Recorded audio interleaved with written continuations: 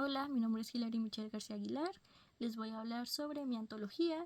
Y para empezar tenemos las 4 corrientes criminológicas. Tenemos la criminología clínica, que su objeto de estudio es el individuo y tiene como prevención la psicosocial, y sus tipos de causas son las mediatas. Tenemos la criminología ambiental, su objeto de estudio es el espacio-tiempo y cómo este favorece o afecta al crimen, tiene como prevención la situacional y sus causas son inmediatas. Tenemos la criminología interaccionista, su objeto de estudio es la relación entre las personas y su dinámica y cómo éstas influyen en el comportamiento de las personas. Tiene por prevención la comunitaria y sus causas son mediatas. Tenemos la criminología clínica, que su objeto de estudio es el control social, el diseño social y como prevención tiene la estructura social y sus causas son remotas. Tenemos los 8 grupos teóricos. Para empezar tenemos la elección racional y esta pertenece a la corriente ambientalista. Tenemos la primera teoría es la elección racional, que es cómo los delincuentes ponen en una balanza en su cerebro beneficios y costos. Si los beneficios de cometer esa conducta son mayores a los costos, se van a orillar por cometer esa conducta. Tenemos las actividades rutinarias, que nos habla de 3 factores, que es el delincuente motivado, la víctima o objetivo adecuado y la falta de un guardián capaz en el entorno, que si falta uno de estos 3 no se va a llegar a cometer el crimen, ya que si no hay víctima, si no hay delincuente y si hay un guardián capaz, no se va a cometer. Tenemos por último el guión del crimen, que nos habla sobre las 3 etapas del guión del crimen, que es la preparación, la ejecución y la posejecución. La preparación básicamente es el idear un plan para llevar a cabo el acto delictivo. Las ejecuciones del llevar a cabo el acto delictivo, y la post-ejecución es lo que se va a hacer después. O sea, el ejemplo es del robar. Si se roba, se vende, te lo quedas, los objetos que encontraste. Tenemos el segundo grupo es el control informal, que pertenece a la corriente interaccionista. Por primero tenemos los vínculos sociales, que son 4: el apego, la participación, compromiso y la creencia. Estos 4, si llega a faltar uno, si llegan a faltar los 4, es muy probable que la persona delinca, ya que estos vínculos nos alejan de cometer las actitudes delictivas. Tenemos el autocontrol, que básicamente nos habla cómo la falta de autocontrol surge a falta de una disciplina y educación familiar desde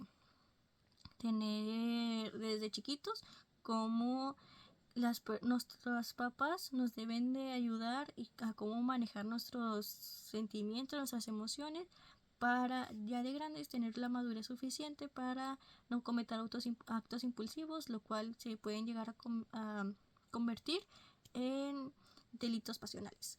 Tenemos la neutralización y la desviación, que nos habla sobre cómo los delincuentes justifican sus actitudes delictivas, ya sea por la idea de que está mal, sí, pero podría ser peor, o no importa demasiado lo que haga, o a nadie le va a importar, nadie va a saber, etcétera.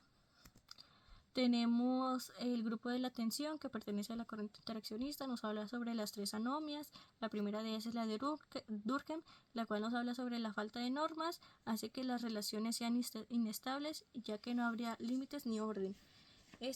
Voy a poner el ejemplo de la ley Olimpia y cómo antes de la creación de esta ley, el comportamiento que justamente la ley prohíbe es el de traspasar fotos íntimas a personas sin el consentimiento de otra persona. Bueno, incluye esa, ¿verdad?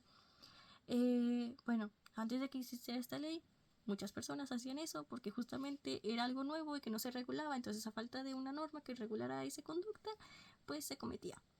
Tenemos la anomia de Merton, lo cual nos habla sobre cómo alcanzar el éxito de forma lícita es realmente difícil y cómo algunas personas, al frustrarse por no alcanzarla, prefieren usar métodos ilícitos con tal de llegar a la meta. Tenemos la anomia institucional, el cual nos habla sobre la idea del sueño americano, que es básicamente la meta del éxito económico y material, pero al tratar de llegar a alcanzar esa meta dejamos de lado muchas cosas importantes como la familia o la escuela, la cual nos igual nos hace querer llegar a esa meta que podemos usar métodos ilícitos para llegarla. Tenemos la teoría de las subculturas, la cual esta corriente pertenece a la corriente interaccionista, y tenemos la oportunidad diferencial, que es donde las personas crecen en un ambiente en donde la delincuencia es más común y aprenden a delinquir de manera más fácil, lo cual esto probablemente lo pueden hacer ya que las oportunidades lícitas de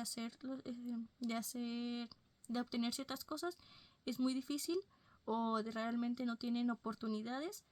Entonces pues aprenden estas otras formas de tener lo que quieren.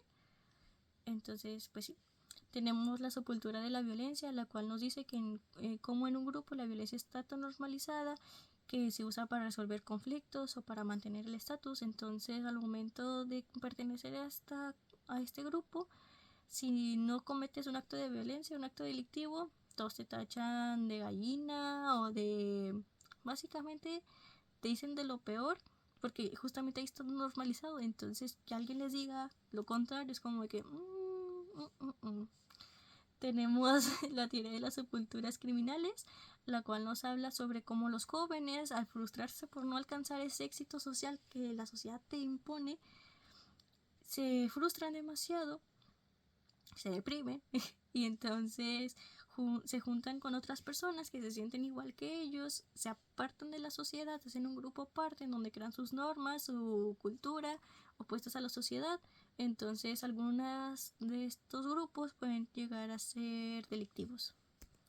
Tenemos el grupo de aprendizaje social, que igual es interaccionista. Tenemos por primera teoría la asociación diferencial, la cual nos habla sobre cómo las personas no solo aprenden por el método empírico, la práctica, sino que también al observar, ya que si un niño crece en una familia o con un ejemplo, con un familiar, un mal ejemplo, que realiza actividades delictivas, al momento de tener un vínculo con esa persona, va a ver lo que realiza y se le va a hacer más fácil realizarlo. Va a saber cómo se realiza y va a querer superar a esa persona, o sea, solamente de observar. Tenemos el condicionamiento operante, que nos habla sobre cómo a través de las consecuencias de las acciones de una persona influye en la probabilidad de que el comportamiento no se repita y se extinga en un futuro. Básicamente es la importancia sobre cómo debe de haber consecuencias de nuestros actos desde pequeños para en un futuro no cometerlas o tener la suficiente madurez de no cometerlas. Tenemos la teoría del aprendizaje social, la cual nos habla sobre cuando se relacionan las personas, demuestra su comportamiento y a veces, o sea, de la relación, de la interacción, aprenden el comportamiento de otra persona. Entonces a veces esa interacción con personas delictivas vas a hacer que te aprendas el comportamiento delictivo y vas a delinquir. Tenemos el grupo del biosocial, que es de la criminología clínica. Tenemos por primera teoría del cerebro trino, la cual nos habla sobre cómo la evolución del ser humano. A veces tenemos más desarrollado la parte reptiliana, la cual se guía por los instintos. Entonces esta teoría básicamente nos habla sobre cómo hay que estimular la parte del neocórtex, que es sobre la razón, para tener mayor racionalidad sobre nuestros actos.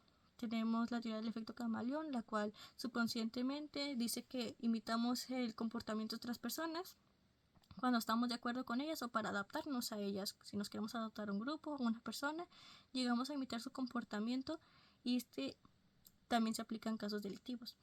Tenemos la morfopsicología, la cual esta nos permite conocer el carácter, la inteligencia, las virtudes y los defectos de una persona por sus gestos, por sus acciones, por su cara.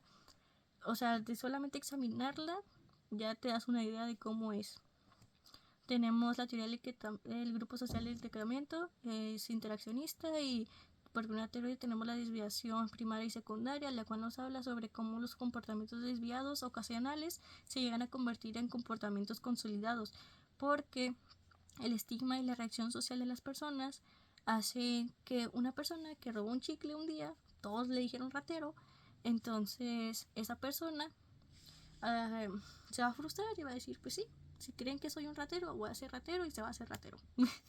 Tenemos la teoría de la vergüenza integradora, la cual nos habla sobre cómo la vergüenza puede llegar a evitar el delito, y esta teoría critica el acto, pero no critica a la persona como delincuente, sino que separa el delito de la persona y ayuda a no estigmatizar a la persona, y nos dice que el apoyo de la comunidad es muy importante para que esta persona se reintegre a ella. Tenemos la teoría del etiquetamiento desde la perspectiva de Howard Becker, y nos habla sobre cómo las etiquetas influyen en el comportamiento de las personas, ya que, vamos a poner el ejemplo, si a un niño desde escuela le dijeron de que eres tonto para las matemáticas, él va a pensar toda su vida que nunca ha sido bueno para las matemáticas y se le va a dificultar mucho esa materia por solo equivocarse una vez. Tenemos por último el grupo del conflicto social, lo cual nos habla sobre las desigualdades económicas desde la perspectiva marxista. Nos habla sobre las desigualdades económicas y el poder entre los grupos sociales. Está en un conflicto permanente, lo cual el élite es el resultado de esta lucha. Y tenemos la teoría de las élites extractivas, y nos dice cómo las élites quitan recursos a la sociedad en beneficio propio, lo cual genera desigualdad y por ende delincuencia. Y tenemos los vacíos de poder, que analiza la falta de autoridad de un control, puede generar inestabilidad, conflictos, delincuencia y a veces el surgimiento de la delincuencia organizada, falta de una autoridad en algún lugar marginado, en algún lugar olvidado por la sociedad. Ahí la delincuencia organizada toma el control, convirtiéndose en la autoridad. Tenemos por último los paradigmas criminológicos, los cuales son 3. Tenemos el consenso social, el cual nos dice que si estamos viendo una sociedad, pues por decisión propia, ya que la mayoría de todos están de acuerdo, y si nosotros escogimos esa regla, básicamente es nosotros firmamos condiciones y básicamente si estamos en contra de ellos es como de que, oye, tú aceptaste, ¿por qué te quejas o por qué vas en contra si tú aceptaste? Tenemos el conflicto social, que una de sus propuestas es erradicar los mecanismos legales y sociales que crean la delincuencia y de este modo disminuir los fenómenos criminales. Tenemos el cientificismo, que una de sus propuestas es que mediante la investigación empírica o de la experiencia podamos investigar las causas y poder darle prevención a las conductas delictivas para poder controlarla. Y tan tan. Ya es todo. Muchas gracias.